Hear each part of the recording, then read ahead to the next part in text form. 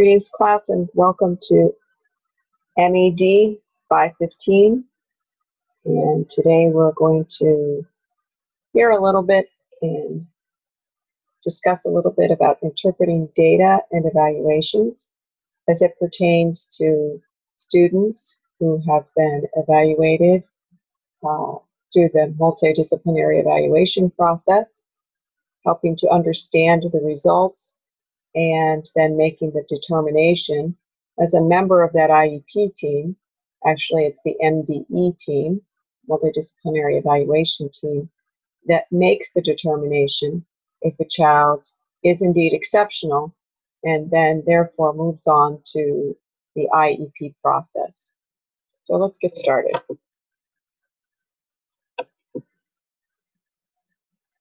The steps in the evaluation process, as you may know or may not know, consist of first the referral for an evaluation, which is preceded by response to intervention. And that's another project I'll have you working on later in this course. But the referral is indeed completed and is step one of the evaluation process. And who can make a referral? A referral can be made by a teacher. Referral can be made by the building principal, can be made by a team, which often it is, a team of individuals working with a child. A referral can be made by a parent. A parent can request the evaluation process for their child. The second step in the process is identification, which we will talk a little bit about today. Eligibility determination, we'll also discuss that today. Does the child, in fact, meet the criterion for the need for specially designed instruction? And the development of the IEP and the reevaluation are also parts of the process, steps in this IEP process. Those are not points that will be covered in this presentation.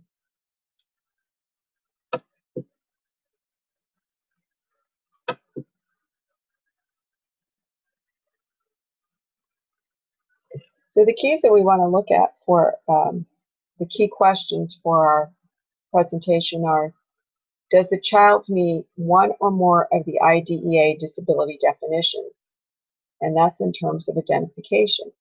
So we're looking at those 13 categories that a child can be considered exceptional. You remember they were part of your training in MED 505, the categories other health impairments, which we know any student that has been identified with ADHD and they need specially designed instruction, they then are identified and as disabled under the term of other health impairments.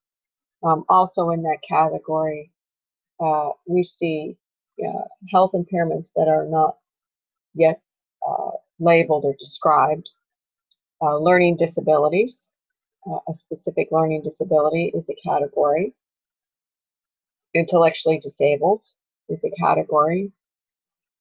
Speech and language is a category. But there are 13 of these categories that exist when we talk about, is a child disabled? Do they meet the definitions under the IDEA regulations? Then the second question that we look at is the eligibility for the process. If the child then meets the definition of disabled, then does this disability that the child displays result in a need for special education? And special education means specially designed instruction that is beyond the scope of the regular classroom. And does this child need that in order to meet the unique learning needs of this particular student? So again, we look at identification and we look at eligibility. Is that required?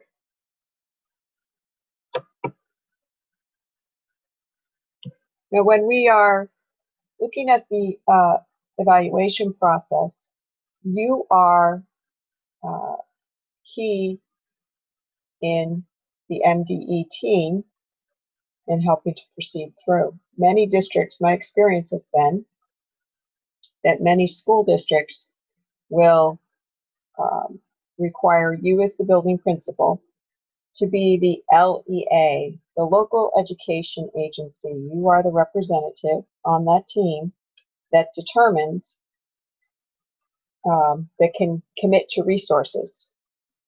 So that technically is what the LEA does.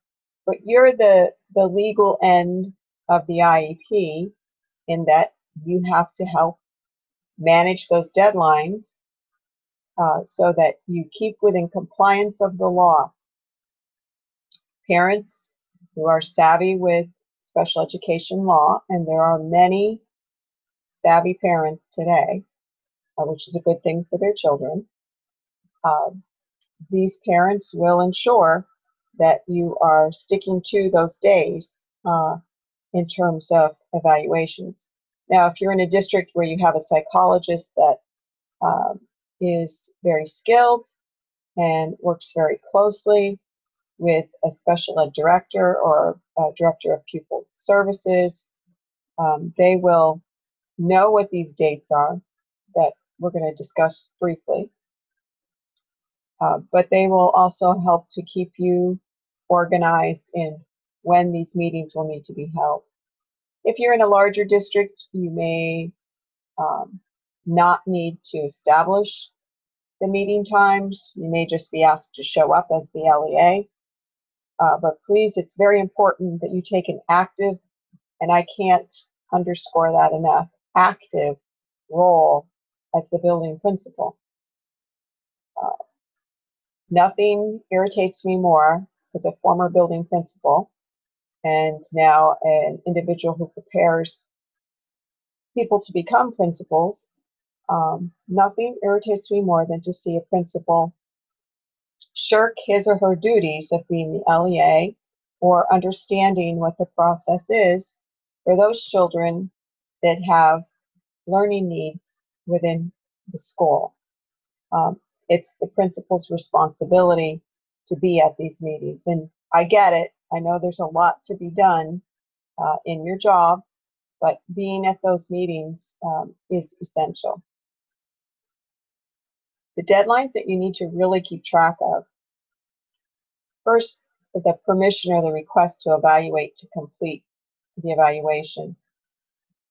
A parent may request that an evaluation be conducted. In those cases, there's 10 days before a meeting is held to make the determination if the evaluation should be completed.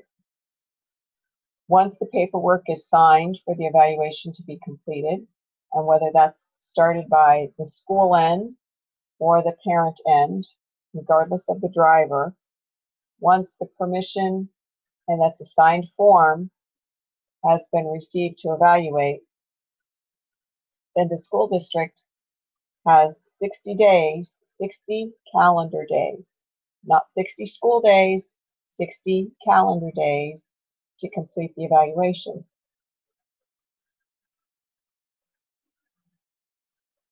Another deadline that is important to note is once that evaluation is completed, there are 30 calendar days that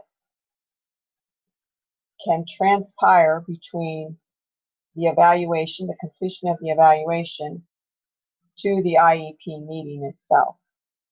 So once the evaluation is completed, the team reviews the evaluation, and if it's determined, if the multidisciplinary evaluation team determines that this child is exceptional, and if they say, yes, this child is exceptional, then that team then, it's almost, if you can visualize this in your mind, that team then determines, yes, this child is exceptional. Okay, now we move into the next step, which is developing an IEP, and the IEP team is assembled. And many districts, you will see, blend those two meetings together. They'll go right from one meeting to the next meeting, simply to save time. That's not necessary to do. There can be time that elapses between the multidisciplinary evaluation's determination and the IEP meeting itself. Many districts, many families opt to move quicker than the 30 days through this process because they want the child receiving services, because the child is the one that at this point is, wanting the support and needing the support. So putting that in place sooner than later is usually what the forethought is there. Another date to keep in mind is the IEP review, which must occur at least annually. But note that the IEP can be opened at any time. It's what we call a dynamic document. Certainly the IEP is written with the mindset that the goals are annual goals. They're the goal for the year, whether it's October to October or May through the following May. The IEP is written for the calendar year. But with that said, the IEP can be reviewed as many times as necessary, but must be reviewed annually. One of the things, I'll digress and share a parent story with you. One of the things that I do for my children who have intellectual disabilities is we have a meeting once a month, and while we don't assemble the entire IEP team, we assemble certain members of the IEP team to review, we call it a communication meeting, but we review aspects of that IEP as necessary, or we use it simply for communication so that nothing falls between the cracks. And I put that into place within my child's IEP so that communication, I'm assured the communication will occur at least once a month in a face-to-face format. Now, do I get more than that? Yes, I get more than that as necessary. Does that ensure that I have it established in the process? Yeah.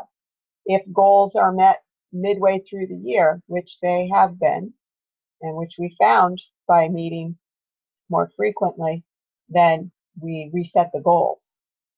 And so I found that personally to be rewarding for my children because they win by me being proactive in establishing that. But you need to know as a building principal that the IEP review is required once a year. Now, the actual reevaluation, the last deadline that's important to know is the reevaluation.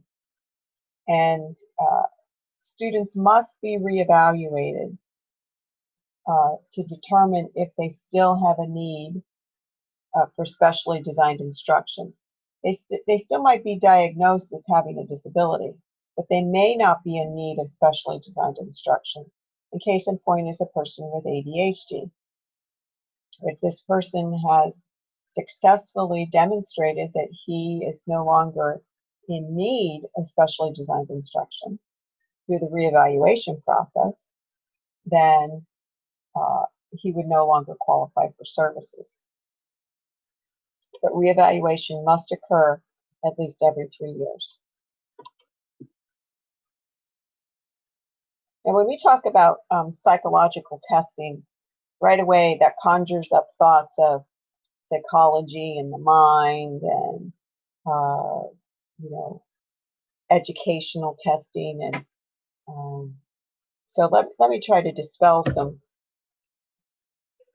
rumors with that and share with you my experiences and my knowledge of the testing that occurs for children. And that is when we request an evaluation, it's the psychologist who helps us to conduct what we call a multidisciplinary evaluation. And in that evaluation, the multidisciplinary means that we get information, that psychologist will gather information from everyone who interacts with this child, that information is surrounded around the reason for the referral. So if a child would have a behavioral concern and their behavior is causing the classroom teacher, the parents, the bus driver, the workers in the cafeteria concern, and they've tried a number of different responses to support this child within the regular classroom, but they can see that this little person needs more support than the regular classroom teacher and the interventions that have been provided, then they might move to the MDE process. And the multidisciplinary aspect of this is the psychologist then gathers information from all of the different people that work with that child. The psychologist will conduct the first test that is noted here, an IQ test. And IQ is the intelligence quotient test. And those tend to be the WISC. And the WISC will help us make a better determination of that child's capacity for learning. So the IQ gives us more information about that child. Another test that will be conducted will be an individual achievement test. So this is actually what the child has achieved thus far. Now, Woodcock-Johnson is used somewhat, not as much as the Wyatt, and both of these measures will help us have a better understanding of what the child has achieved academically thus far. So their IQ test will tell us their capacity, individual achievement will tell us what they have achieved thus far. Then, of course, there are other tests that can be utilized.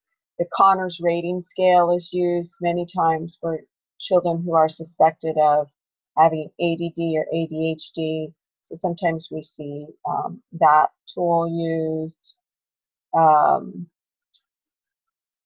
And the psychologist uses, I noted here, a resource called Burroughs Mental Measurement Yearbook. And in that, I'm sure that if you ask the school psychologist in your district if he or she had access to the Burroughs Mental Measurement Yearbook, first of all, they'd say, we get that information online, which I'm sure that's online now. But there actually is a book that comes out annually updating the types of tests that can be conducted and utilized to give us information so that we can more accurately make a determination as a team if a child does have a disability and is in need of specially designed instruction. Now, I've mentioned already about the classroom input to the ER, which is the educational report. And that educational report is prepared by the psychologist. The multidisciplinary evaluation requires the psychologist to gather input from the classroom teacher and or those individuals that work closely with the child. So the classroom teacher would provide grade equivalence, how the child is doing in all of the classes that he or she has up to this point. We would look at group achievement testing, any kind of PSSA testing scores.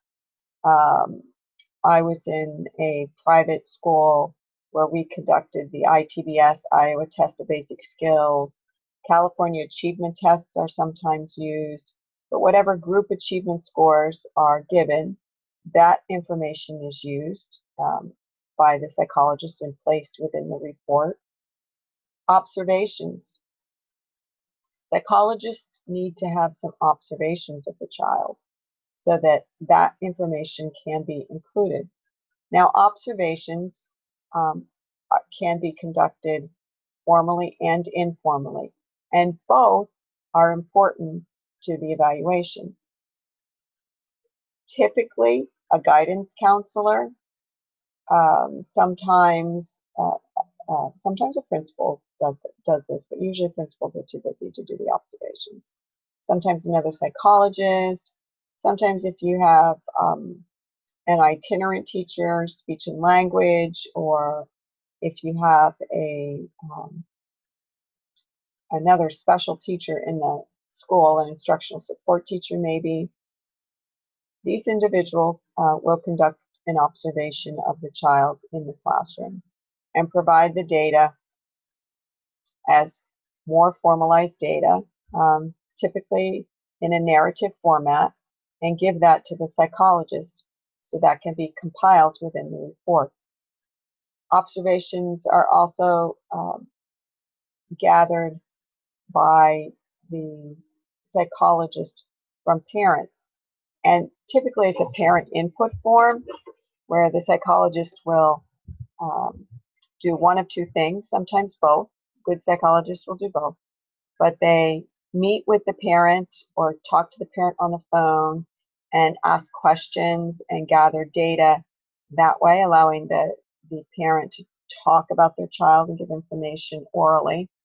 And many times the psychologist will ask the parent to give input via a form, or like with the Conners ratings scale, there's parent input form. So parents can provide data for the evaluation as well, and should be providing information because this is a comprehensive evaluation. Comprehensive meaning that everybody involved with that child in his learning or her learning should have input into this decision, and give all the information, because you want a complete as picture as possible of this child. And then any benchmarking data that has been conducted. So typically in Pennsylvania, a lot of schools use DIBELS, because most of our evaluations do occur in the K to 8 range, mostly I would say K to 5, sometimes K to 6. But because so much is conducted at that level, we often use the DIBELS because that provides benchmarking data. I know Foresight has some benchmarking data that can be utilized, but typically anything that the teacher uses. All of that is given to the psychologist, who uses that to help put that educational report, the ER, together for the multidisciplinary team.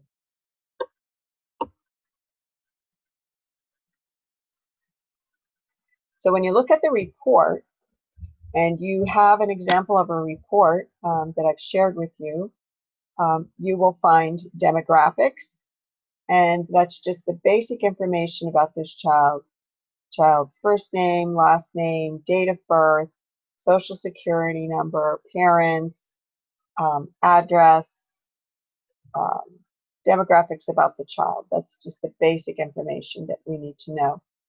There's a reason for a referral, and that's dependent upon who provided the referral, whether it was a request by the parent, if it was a request by the team.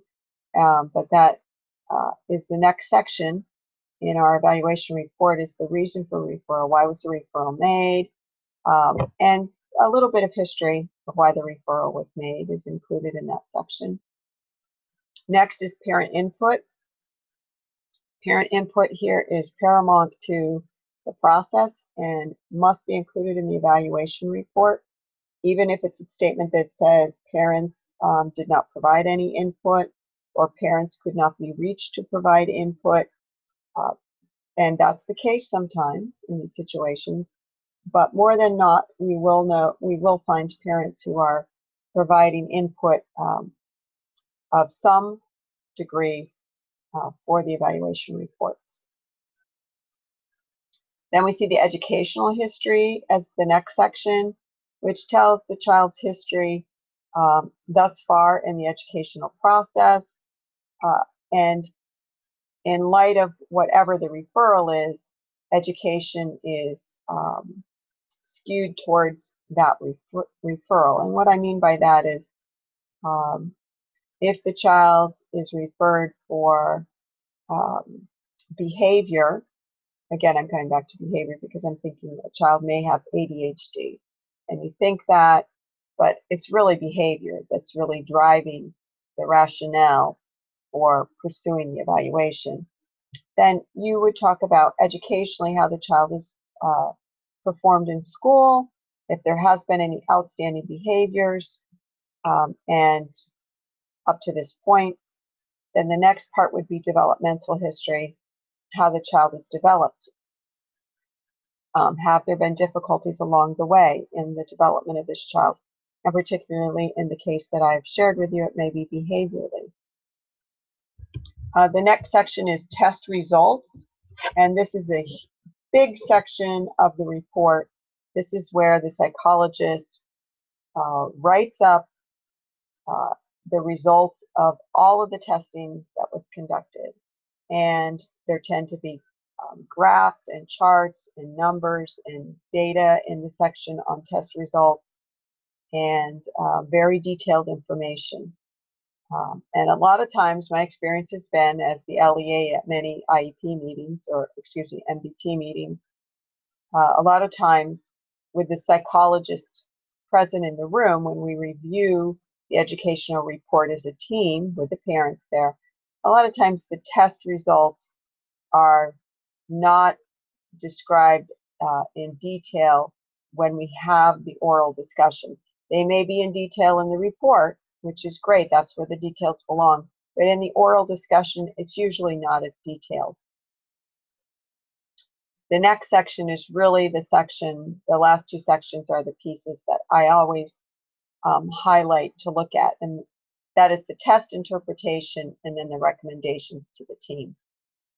So test interpretation is the psychologist taking a look at the results of the test and pointing out aspects of that testing and the results that we should be considering, and what a child with this kind of profile may be able to do, with a child with this capacity to learn. What, all of that information is interpreted, and that's important to look at the interpretation, especially because you also have parents in the room with you, and many parents are going to be scared to be there anyways. They're going to be nervous about being there. They don't necessarily understand educational jargon, and looking at all those numbers and test results and can be a little overwhelming. So the test interpretation section, it's a nice place. It kind of brings it down to everybody's level of understanding, and a good place to look as the LEA. So if you get a draft copy of the ER, certainly you're going to look at the reason for the referral and interpret the results, but you're really going to look at the interpretation of these results. What does this mean? The so what of the testing, if you will. And then the last piece is always the recommendation. And psychologists, if they are in a public school district, have a responsibility to make a recommendation to the IEP team. Now, they make this recommendation based upon what they've learned in their testing. If they've learned that a child has average intelligence and just is showing that he or she has a deficit and is not achieving in a certain area, but certainly has the capacity, then we know that that's probably looking like that there's some type of a disability in that particular content area. And the recommendation could be that the child is indeed, in fact, in need of services and can be determined disabled at this point based upon the criterion. So the psychologist will have a recommendation to the IEP team. I will tell you that I have never sat in a multidisciplinary evaluation team meeting and had the psychologist recommend that the child be disabled and in need of specially designed instruction, and then that not occur. So there's a lot of weight put on what the psychologist finds in the evaluation. So you want to make sure you have a good psychologist that you're working with. But then, everybody has input, and the team can determine otherwise. But usually at that point, the team does not.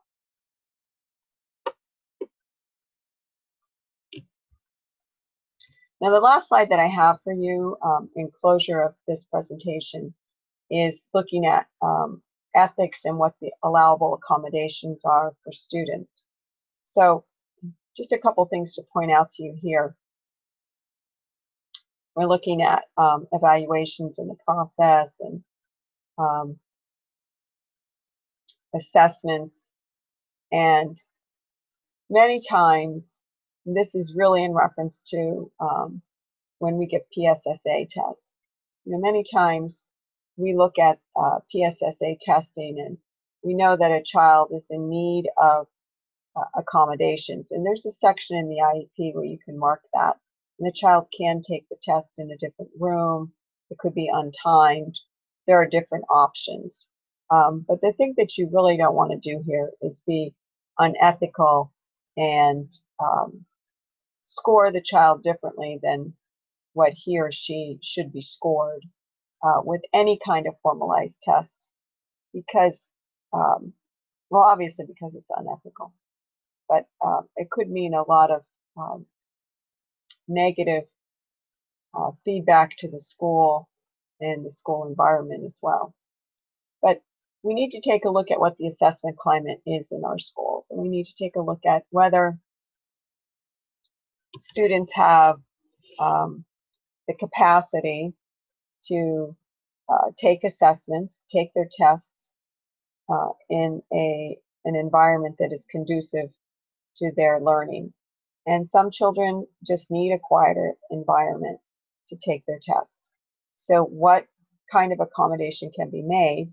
If it can be done in a discreet way, then that certainly is an option. If it's something where the child needs to have it read to him, and that can't be done within the confines of the regular classroom without disrupting the other children, and the part of the task is reading it themselves, then obviously the accommodation can be made, but duly noted that it was read to them. And there is a great temptation for unethical conduct when it comes to any kind of testing and high stakes testing, because we want to perform well and want our school to look good, and it's always tied into money. So again, you want to take those aspects of accommodations into, take them into effect when you're thinking about what's allowable and what's not allowable. I hope I've given you some information on this process and interpreting data and the evaluation process that you didn't know before you started this assignment. And the assignment is on the content page for the principals and the principal candidates to take a look at. I hope you have a great day. God bless.